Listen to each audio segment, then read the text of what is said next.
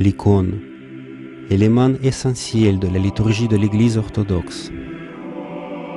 Aujourd'hui, il y a des spécialistes impeccables qui maîtrisent toutes les techniques scolaires spécifiques de cet art. Mais rares sont ceux qui le comprennent, qui ont une vision ecclésiale, non pas seulement esthétique.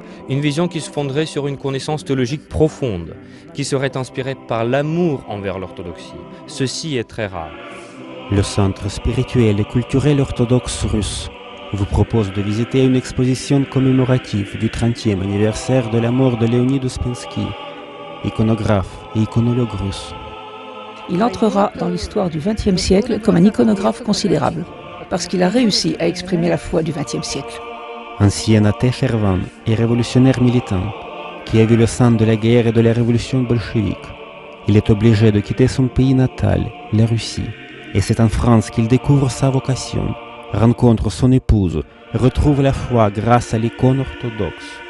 Nombreux furent ceux qui se sont rappelés leur foi là, à l'étranger, lorsqu'ils n'avaient plus rien d'autre à saisir, lorsque la terre avait disparu de sous leurs pieds et qu'il ne restait que la seule espérance en Dieu.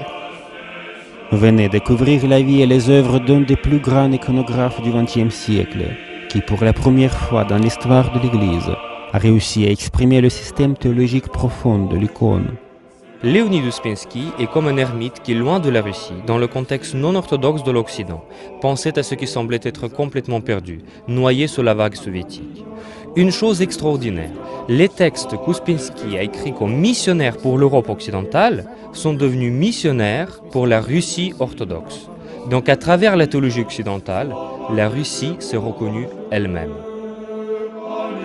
Du mardi 5 décembre jusqu'au dimanche 14 janvier, au Centre spirituel et culturel orthodoxe russe de Avenue Rapp, dans le 7e arrondissement de Paris, tous les jours de 10h à 18h, sauf le lundi.